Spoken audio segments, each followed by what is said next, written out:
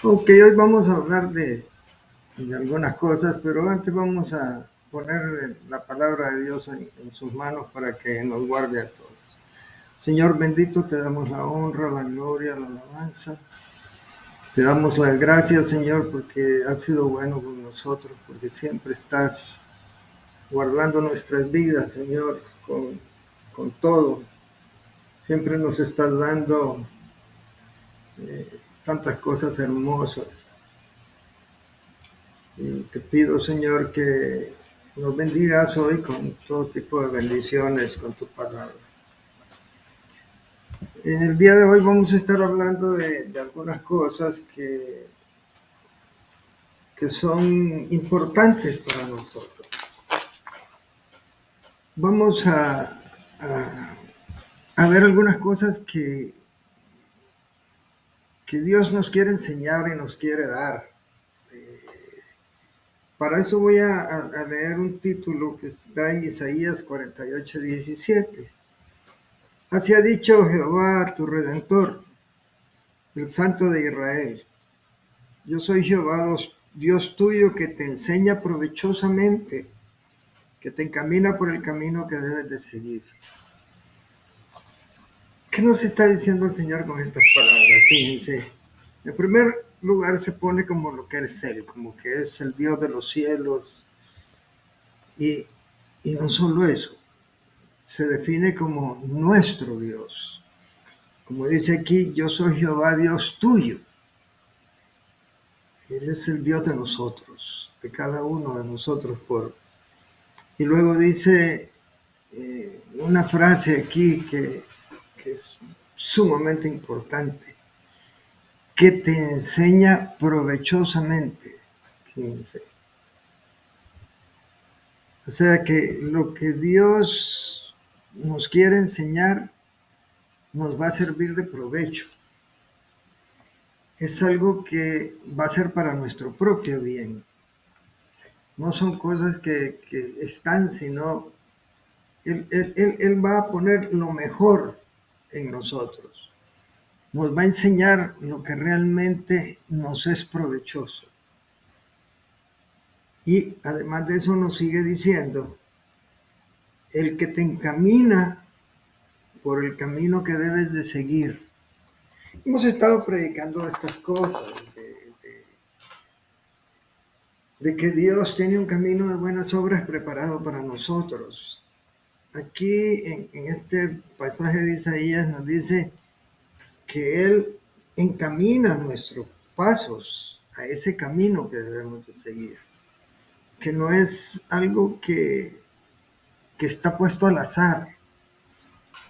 No, Él nos lleva, además de que nos enseña, para que aprovechemos todo lo que nos enseña, que yo creo que todo lo que nosotros aprendemos aquí de la palabra de Dios es para nuestro provecho.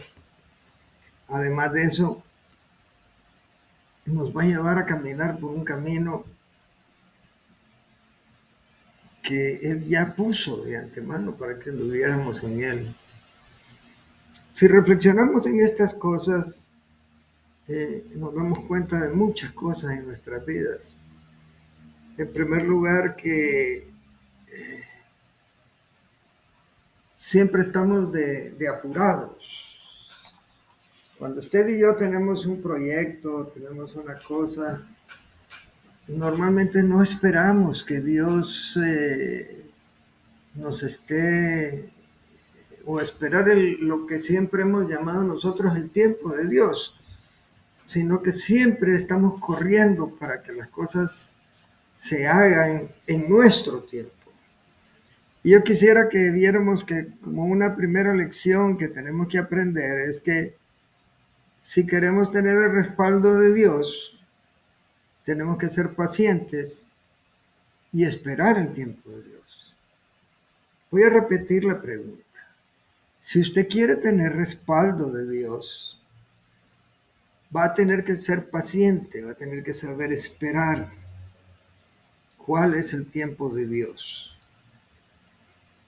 En Primera de Crónicas 17, 1 y 2, nos dice el Señor, que aconteció cuando David estaba morando en su casa, Dijo David al profeta Natán: He aquí que yo habito en casa de cedro y el arca del pacto de Jehová debajo de cortinas.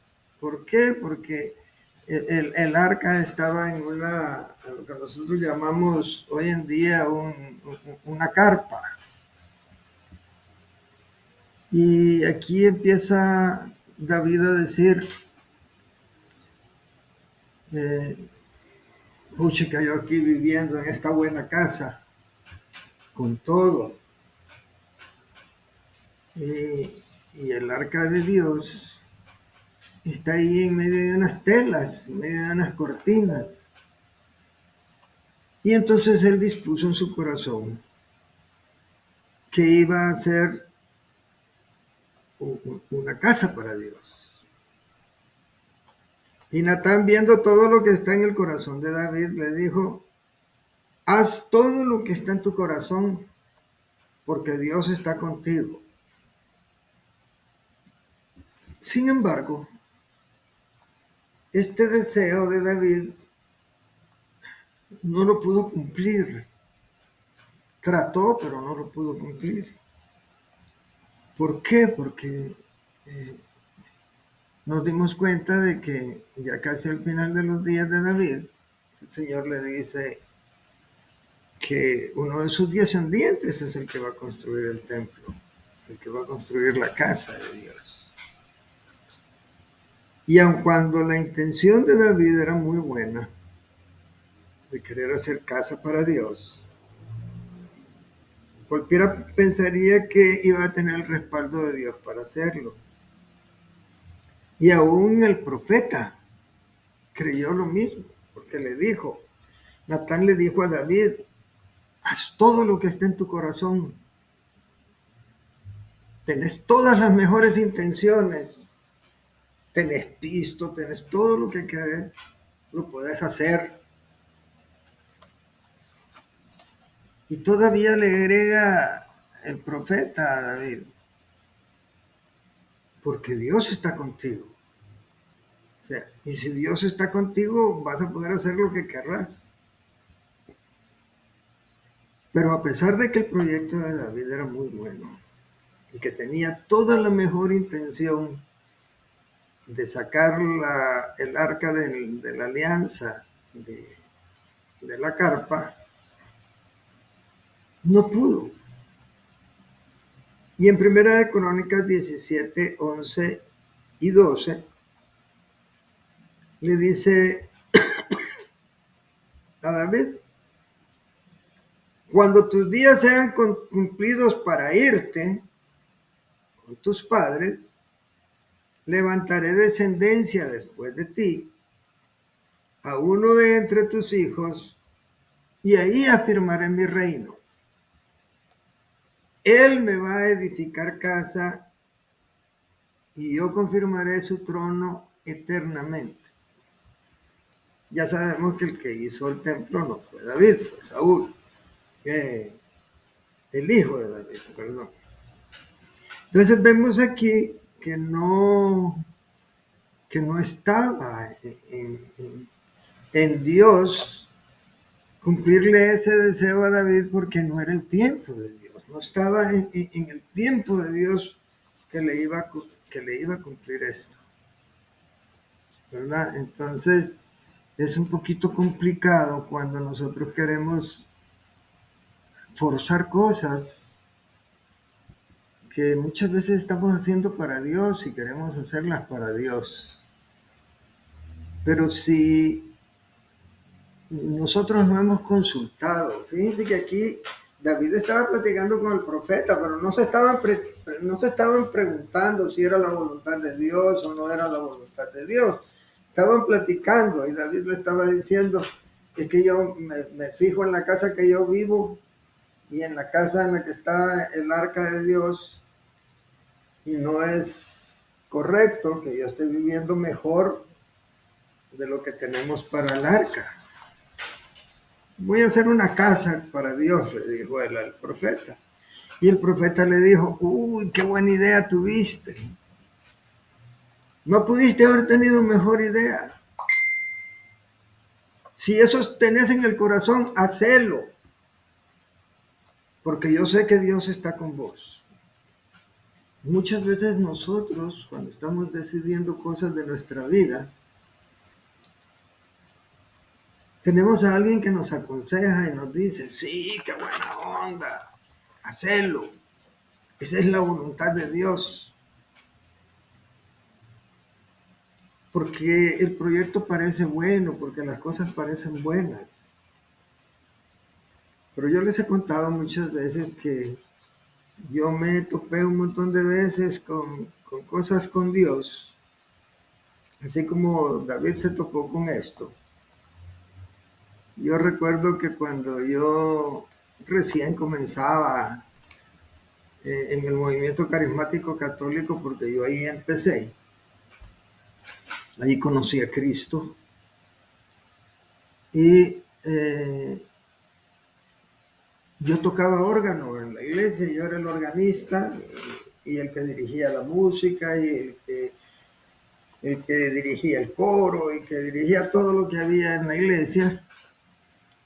Y un día yo vengo y me siento en el órgano y cuando me siento en el órgano se acerca un hermano que era el jefe de todos nosotros, porque yo no era el jefe, y me dice, he decidido que ya no vas a tocar más y que ya no vas a ser el director de la orquesta, así que anda, sentate.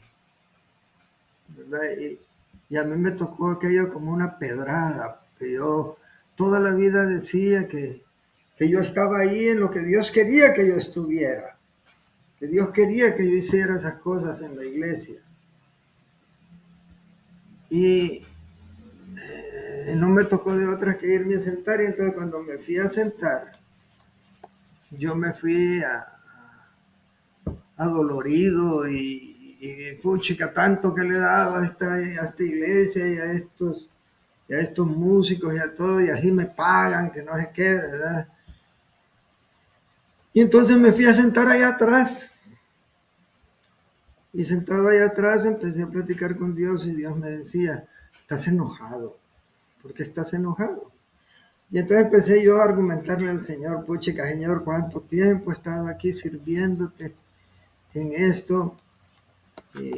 Y ahora viene Mario y me saca, sin más ni más, y me deja, me dice que ya no voy a estar en este ministerio, ya no voy a hacer estas cosas. Como que yo le viniera y dijera, Ricardo, ya no vas a ser vos el que dirige las alabanzas, vamos a buscar a otro que dirija las alabanzas. ¿Y por qué? Va a decir Ricardo. Porque simplemente a mí se me ocurrió. No. Me senté atrás y el Señor empezó a platicar conmigo. ¿Y por qué estás bravo? Me dice. No deberías de estar bravo. Si, ¿a qué venís aquí? ¿A estarte gozando ahí adelante tocando órgano o me venís a buscar a mí? ¿Verdad? Entonces le dije, Señor, si es lo mismo estar allá que estar aquí. No, me dijo el Señor, no es lo mismo.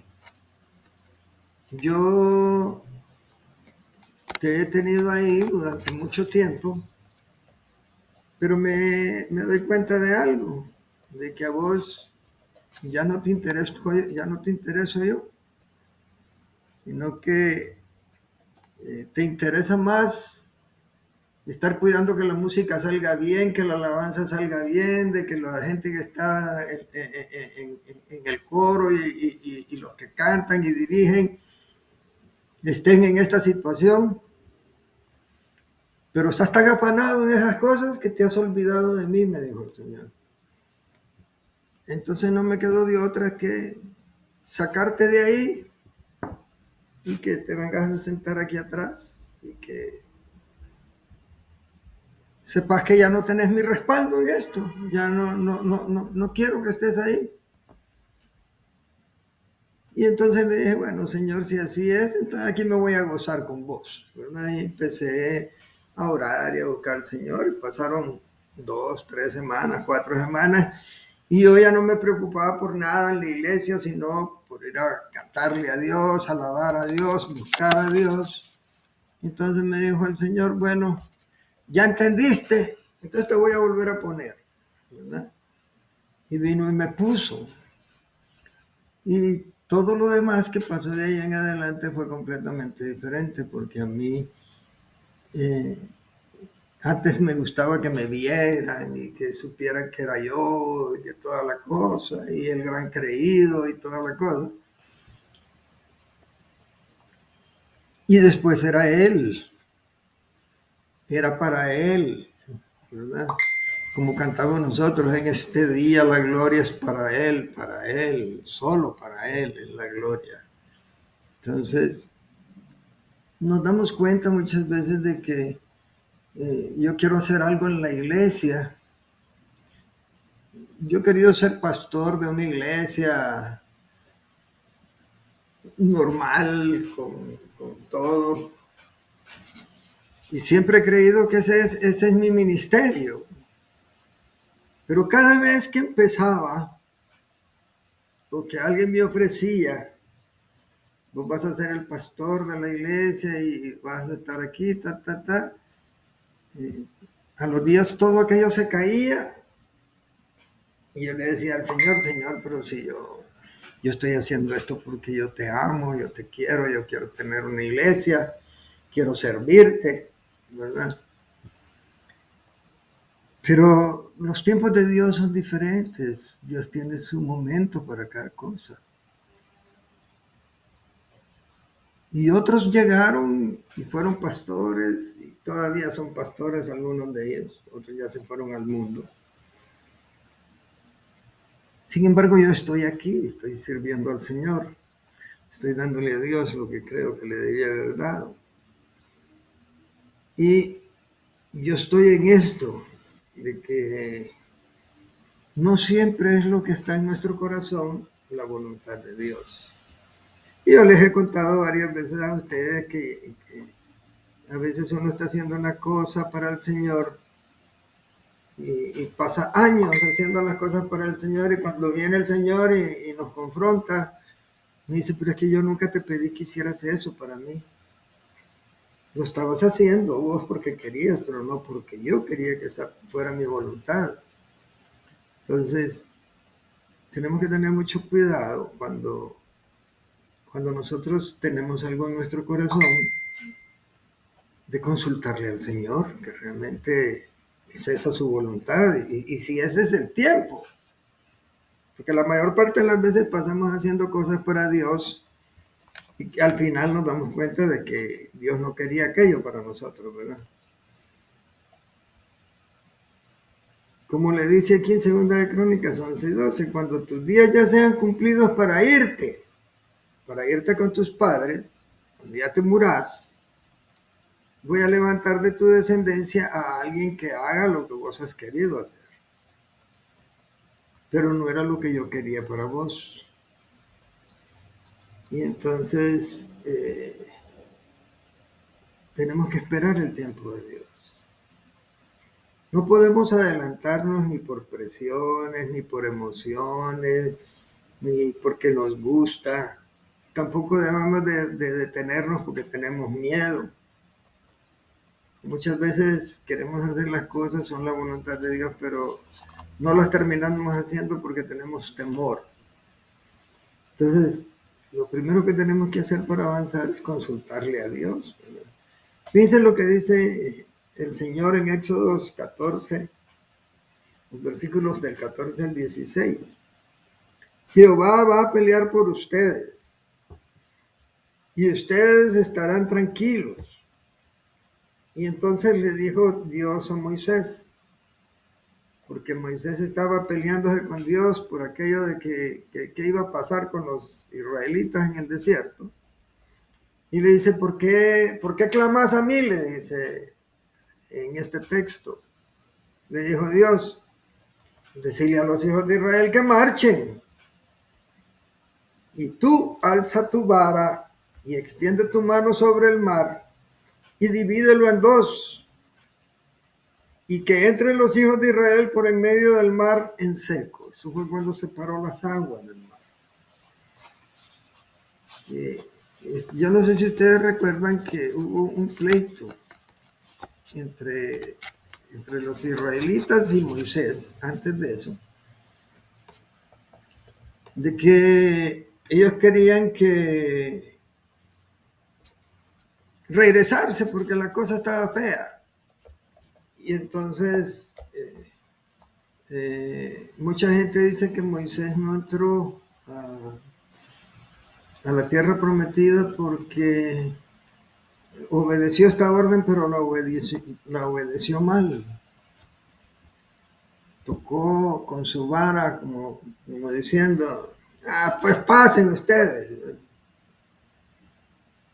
Y nosotros no podemos adelantar las cosas por lo que está pasando. Y luego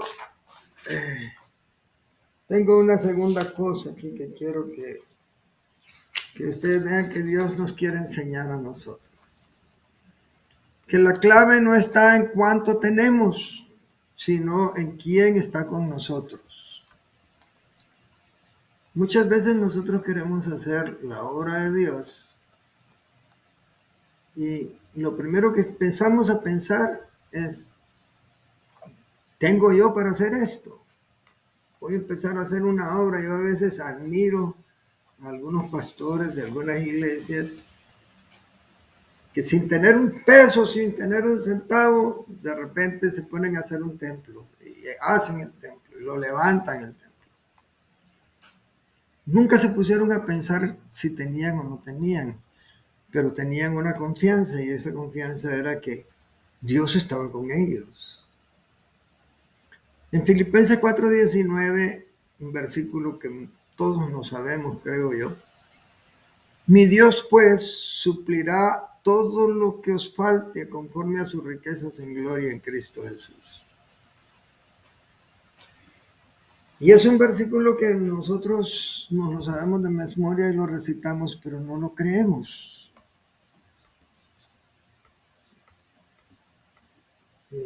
Cuando Pablo dice aquí, mi Dios pues suplirá todo lo que me haga falta, es porque estaba convencido de que Dios iba a suplir lo que faltara. Muchas veces el Señor nos va a llevar a dejar la lógica por un lado, la confianza por otro, y nos va a lanzar que nos atrevamos por fe a hacer algunas cosas. Esto de levantar una iglesia no es fácil. No se puede levantar una iglesia sin creer que Dios va a suplirnos todo lo que se necesita para poderla levantar. Y entonces el Señor nos dice aquí que en Ageo 2:8 y 9 nos dice algo que es bien importante. Mía es la plata y mío es el oro. ¿Creen ustedes que a Dios le hace falta algo? ¿Cree usted que Dios necesita los 100 pesos, los 1000 pesos, los 3000 pesos, lo que sea, que nosotros le damos a Él? Si Él es el dueño de todo. Dios puede hacer surgir de la nada un capital para que nosotros podamos hacer las cosas y suplir las cosas. Dice Jehová de los ejércitos que la gloria postrera de esta casa será mayor que la primera. Ha dicho Jehová de los ejércitos, y voy a dar paz en este lugar, dice Jehová de los ejércitos. 3 veces dice Jehová de los ejércitos aquí en este versículo. Mía es la plata y mío es el oro, dice Jehová de los ejércitos. La gloria postrera de tu casa va a ser mejor que la primera, dice Jehová de los ejércitos. Y va a dar paz a nuestros corazones y a la vida de nosotros en este lugar. También lo dice Dios de los ejércitos. O sea que si usted tiene la confianza de que cualquier cosa que usted esté emprendiendo para el Señor, se le va a cumplir única y exclusivamente cuando lo hagamos en fe. Cuando nosotros estemos conscientes de que no es lo que tenemos lo que va a hacer prosperar la obra, sino a quién tenemos nosotros guardando la obra o guardando el propósito que yo tenga delante de Dios. Y luego nos dice en Isaías 41:18 que en las alturas va a abrir ríos y fuentes en medio de los valles, que va a abrir en el desierto estanques de aguas y manantiales de agua en tierra seca. Nos está diciendo Dios con esto, que cuando la bendición de Él está sobre nosotros, Él va a proveer de todo. Él es el que va a abrir las puertas, Él es el que va a hacer las cosas para que nosotros estemos conscientes de que lo que vamos a hacer lo estamos haciendo en el Señor. Hoy me llamaba Víctor y me decía que posiblemente vamos a tener la reunión ya en una casa. Y hemos andado buscando casa desde hace muchos días, bastantes días diría yo. Pero siempre se nos caen las cosas, siempre como que no es el tiempo de Dios para hacerlas. Y empezamos contentos allá donde la ex esposa de Ricardo, que fuimos y de repente se nos paró todo por algo que no habíamos pensado. Entonces yo me pongo a pensar aquí que si será bueno, ¿verdad? En primer lugar, como hemos leído aquí, si tenemos el respaldo de Dios para hacer eso. Y en segundo lugar, si estamos nosotros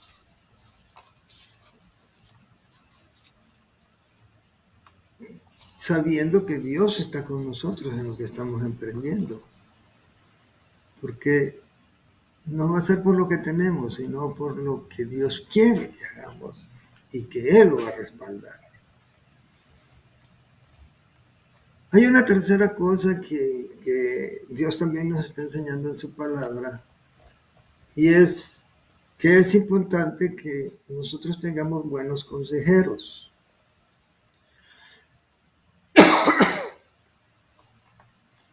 El buen consejo siempre ha sido esencial en la iglesia.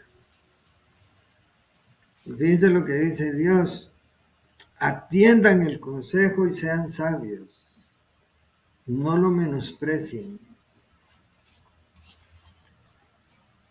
En la iglesia hay muchos que nos creemos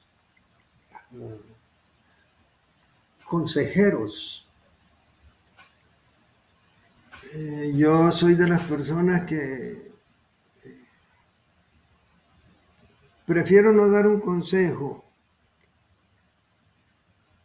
si no estoy seguro de lo que voy a decir. Porque nosotros tenemos la costumbre de decir, es que Dios dice, es que Dios dijo, es que Dios está pidiendo esto. Y muchas veces Dios ni lo ha pedido, Dios no lo ha dicho, y nosotros lo damos por hecho. Y cuando una persona busca consejo, casi siempre nosotros cuando estamos hablando con el que necesita ser aconsejado y le decimos, es que el Señor dice. Y hay un texto, no recuerdo el lugar en la Biblia y lo voy a parafrasear porque tampoco me lo sé de memoria, pero el texto lo que dice es, ustedes le dicen a mi pueblo, Dios dijo, y yo no he dicho nada. Está hablando de los profetas ahí. Ustedes le dicen a mi pueblo, Dios dice, y yo no he dicho nada, dice el Señor. Y hay de ustedes si si me están poniendo palabras en la boca a mí que yo no he dicho. Y yo tenía un grupo de consejería cuando estaba en Amor Viviente. Iba todas las tardes a atender gente en consejería. Y yo cometía mucho ese error, porque la Biblia dice muchas cosas, y como la Biblia lo dice, entonces lo dijo Dios, y no es así. La Biblia dice un montón de cosas, pero no es lo que Dios está diciendo para una persona que yo estoy aconsejando. Cuando uno va a aconsejar, debe de estar consciente de que no puede hablar de parte de Dios si Dios no le ha hablado. Si Dios le ha hablado, pues qué importante es. Pero, por ejemplo, muchos errores que se cometieron en la iglesia en los tiempos en que nosotros éramos hipotes, era que nosotros andábamos buscando novia, por ejemplo, para casarnos. Queríamos una muchacha, nos interesaba una muchacha, íbamos donde el pastor. Y si el pastor decía, sí, esa es la voluntad de Dios, entonces uno tenía una relación. Si el pastor le decía a uno, no, no es la voluntad de Dios, pues hasta ahí llegaban las cosas. Pero vi tantas cosas en la iglesia en ese tiempo, de que pastores aconsejaron a gente que se casara con una muchacha y su matrimonio fue un desastre terrible. Nunca fue la voluntad de Dios que ellos se casaran, pero obedecieron más la voz de un hombre que decía que de parte de Dios, él decía que era la voluntad de Dios. Y le arruinaron la vida a un montón de gente. Otros fueron rebeldes a algunas palabras que se les dijeron y se casaron con la persona que no tenía la aprobación del pastor o de su consejero o de quien fuera. Y tuvieron un matrimonio muy cristiano, muy buen matrimonio. Triunfaron en la vida. Y a mí me vino aquel pensamiento de que si Dios decidió que yo escoja y decida cuál va a ser el camino de mi vida, no puede ser cierto que Dios diga, esta es la mujer con la que te vas a casar, porque entonces ya no sería yo tomando la decisión. Sería una imposición y Dios no impone esas cosas.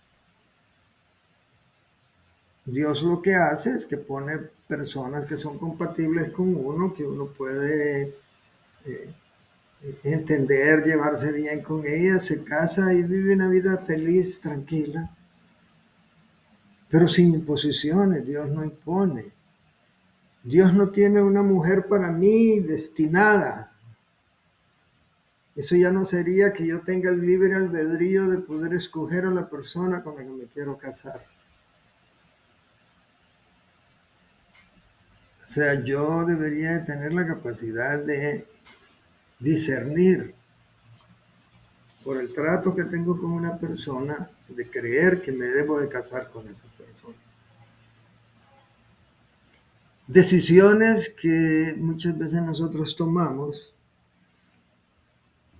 por no tener un buen consejero, porque hay buenos consejeros.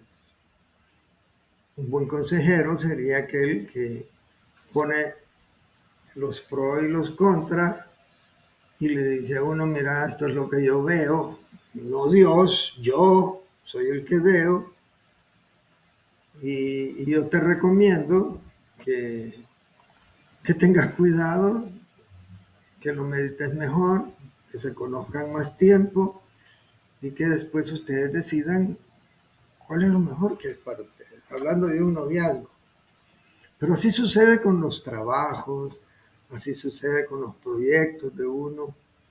Uno cree que uno va a levantarse y va a abrir un negocio y que porque yo lo abrí, soy cristiano, Dios lo va a bendecir. No. Usted, como dice aquí, busquen el consejo, atiéndanlo y sean sabios. O sea, ustedes son los que van a decidir al final. Pero oigan el consejo, porque en la multitud de consejeros está la sabiduría, así dice la Escritura. No se va a ir uno con la primera. Cuando uno va donde un doctor y el doctor le dice que usted tiene esta enfermedad, y uno dice, yo no creo que tenga esta enfermedad, yo voy a ir donde otro doctor para que el otro doctor me diga qué es lo que tengo. Y va uno, dos, tres doctores y de repente se da cuenta que lo que le dijo el primer doctor no era y los otros dos le dicen que sí, ¿verdad? Que es otra cosa. Y es porque uno debe de buscar consejo. En todo lo que nosotros hacemos en la vida deberíamos de buscar consejo. Y el consejo no es que hay que ir a buscar al pastor porque solo al pastor le habla Dios. Como muchas veces lo platicamos nosotros. No, voy a ir a hablar con personas que me den argumentos, que me den hechos para que yo pueda tomar la mejor decisión en cuanto a lo que quiero tomar como decisión. Entonces Dios le dice, tenga consejeros, busque gente que sepa de lo que usted está necesitando, que se lo planteen, que le digan, mire, en este negocio que usted está metiendo es un buen negocio si usted hace esto, esto, esto y esto. Ah, no, pero que yo lo quiero hacer así. Que si usted lo hace así, no le va a funcionar. Entonces, en este tipo de cosas, cuando nosotros tenemos este tipo de situaciones que se nos dañan la vida, nosotros debemos de tener mucho cuidado de pedir consejo. Pero no pida solo uno, pida varios consejos, porque en la multitud de consejeros es donde usted va a conseguir sabiduría. Necesitamos consejeros sabios. Para enfrentar cualquier situación en su vida, nosotros no somos los todo. Y el pastor tampoco lo sabe todo. Nosotros tenemos que buscar consejeros que nos puedan dar un buen consejo para que nosotros logremos algo que realmente valga la pena. Fíjense lo que dice aquí Proverbios 19:21. Muchos pensamientos hay en el corazón del hombre, mas el consejo de Dios permanece. Muchos pensamientos hay en el corazón del hombre, pero el consejo de Dios permanece. O sea, cuando uno anda buscando un consejo sabio, no quiere decir que tiene que ser un cristiano el que me dé el consejo, pero déjeme decirle algo. Si usted lo anda buscando de parte de Dios, Dios le va a mandar el consejero que usted necesita para tomar la buena decisión que usted necesita tomar. Y hay muchas cosas que nosotros queremos hacer. Muchos son los pensamientos que hay en el corazón de un hombre. Nosotros siempre andamos deseando cosas. Pero el consejo que vale es el consejo que viene de parte de Dios. Y el consejo de parte de Dios en este caso es busque consejeros sabios, busque consejeros, buenos consejeros. Gente que realmente lo pueda orientar para lo que usted está haciendo. Miren, en cuestiones de noviazgos, de casamientos, de cosas en la iglesia, se cometen muchos errores, muchos errores. La gente se cree muy sabia para decir, este es el hombre o la mujer que Dios tiene para vos. Yo he visto pastores que le han metido a la fuerza a una muchacha, un hombre que es un desastre su matrimonio después de que se casan. Y he visto otras que el pastor hasta los corre de la iglesia y viven una vida, pero bien bonita. Proverbios 13:18 nos dice también, pobreza y vergüenza tendrá el que menosprecia el consejo. Dice, pobreza y vergüenza va a tener el que menosprecia el consejo. O sea que el que guarda la corrección recibirá honra, dice. O sea, el que acepta el consejo y reconoce de sus errores va a morar entre los sabios, así dice la Escritura. Pero pobreza y vergüenza nos va a venir cuando no buscamos consejo, cuando menospreciamos el consejo, cuando lo hacemos de lado. Entonces, necesitamos aprender a buscar consejeros que sean sabios, que sean buenos consejeros, que nos hablen con la verdad, que nos hablen con lo que debe de ser.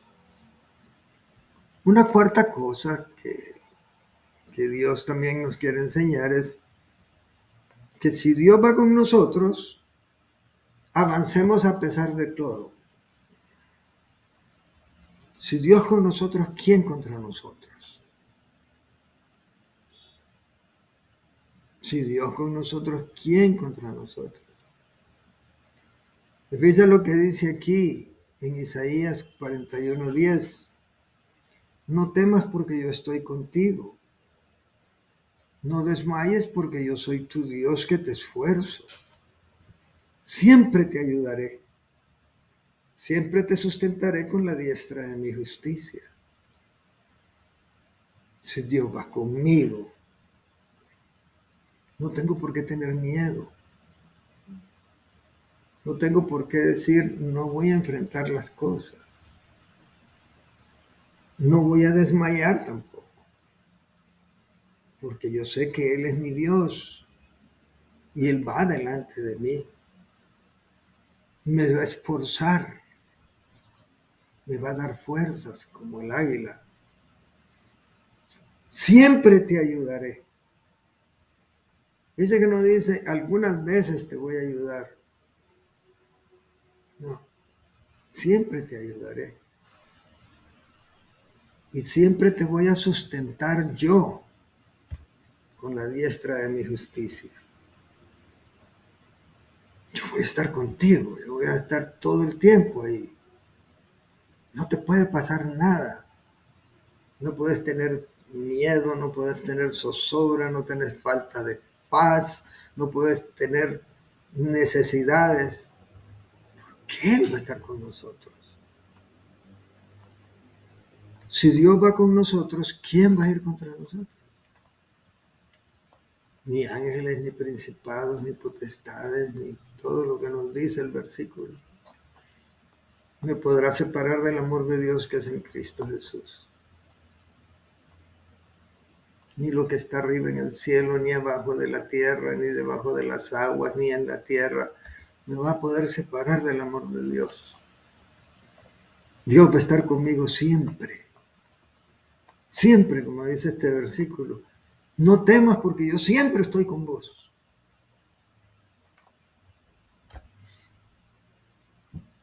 Si usted tiene un proyecto, meta o sueño que alguna vez ha tenido, no tema enfrentarlo, si usted sabe que está con Dios. Pero no se tire a la ligera, no se tire a la brava. Busque consejo. Esté consciente de que Dios está con usted. Que con su diestra Él nos va a sostener. No nos podemos desmayar ni rendirnos. Y no debemos de dejar de confiar nunca. Ni perder la esperanza. Si Dios está contigo, ¿quién contra ti? Eso es Romanos 8:31, nos lo sabemos de memoria. ¿Qué vamos a decir a esto? Si Dios es por nosotros, ¿quién contra nosotros? Si Dios es por nosotros, ¿quién contra nosotros? O sea que usted debe de avanzar siempre confiado de que Dios va con usted, de que Dios lo está respaldando. Simplemente asegúrese de que esté en el tiempo de Dios, que no está corriendo para hacer las cosas, que usted necesita quien lo aconseje, que usted necesita que las cosas vayan conforme al plan de Dios, que usted va a contar con buenos consejeros, que Dios va a estar con usted siempre. Entonces, ¿qué vamos a decir a todo esto? Dice, si Dios está con nosotros, ¿quién va a estar contra nosotros? Nadie. Y una quinta lección es que Dios es fiel.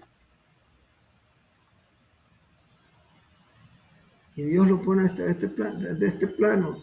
Si nosotros no somos fieles, Él permanece fiel. Si nosotros no somos fieles, Él no va a cambiar. Él va a mantener fiel, se va a mantener fiel porque Dios es fiel. Y Dios no nos va a dejar avergonzados si nosotros confiamos en Él. Fíjense lo que dice Romanos 8:30, Salmos 22:5. Clamaron a ti y fueron liberados. Confiaron en ti y no fueron avergonzados. Verdaderamente no podemos creer nosotros que vamos a emprender algo buscando la dirección de Dios y que nos va a salir mal. Pero cuando emprenda una cosa, empréndala bien. Agarre estas 5 cosas que le he dicho yo y emprenda bien. Cualquier cosa que vaya a decidir en su vida, recuerde estas cosas. Nuestro Dios es fiel. Él no va a dejarnos avergonzados nunca. Cuando usted ponga su confianza en Dios, nunca va a ser avergonzado.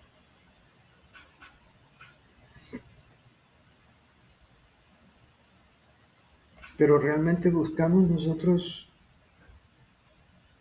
presentarle las cosas a Dios, nuestros proyectos a Dios, nuestras cosas a Dios, como algo que realmente va a ser algo que nosotros querramos que Dios bendiga. Porque hay algunos que le ponen negocios a Dios que son ilícitos, negocios que no tienen nada que ver con la voluntad de Dios. Y siempre estamos creyendo que Dios nos ayuda en algo que no es correcto, en algo que no es digno de Dios. También nosotros tenemos que exponer nuestras necesidades, exponer nuestros proyectos, exponer nuestras situaciones de vida, creyendo que Dios es fiel y que nos va a ayudar, que Dios está con nosotros siempre. Pero también Dios le va a pedir a usted que usted también esté haciendo lo que Él quiere que usted haga para que estas cosas se den. Entonces, repitiendo, ¿verdad? ¿Qué es lo que tenemos que hacer? La primera cosa sería que si queremos tener el respaldo de Dios, tenemos que ser pacientes y esperar. No es que nos vamos a tirar ya. Esto que voy a hacer es la voluntad de Dios. No, hay que esperar que sea la voluntad de Dios. En segundo lugar, no está en cuánto tenemos nosotros para poder realizar nuestros proyectos, sino quién está con nosotros. Porque si Dios con nosotros, ¿quién contra nosotros? Es importante que usted busque buen consejo. Busque consejeros que realmente le puedan ayudar para que su proyecto no salga mal. Vaya hacia adelante con la confianza de que Dios va con usted. Una vez que usted ya está seguro que el proyecto es de Dios, tírese con ganas. Avance, hágalo prosperar, porque Dios va con usted. Y por último, acuérdese que Dios es fiel. Él ha prometido y Él hará. Así que si estas 5 cosas están con nosotros, Dios va a estar con nosotros y nos va a bendecir grandemente. Así que les digo, hermanos, que tengamos la confianza de que si vamos a emprender algo, lo hagamos bien, ¿verdad? Háganlo bien, medítenlo bien, sométanlo a Dios, esperen su tiempo, busque buen consejo, busque un buen consejero. Sepa que Dios va a estar con usted siempre y que Dios es fiel y que no lo va a dejar. Bendito Dios, te damos la honra y la gloria por tu palabra. Bendícela en nuestros corazones y en nuestras mentes, Señor. Enséñanos a guardar tu palabra y bendícenos en el nombre de Jesús. Amén. Amén.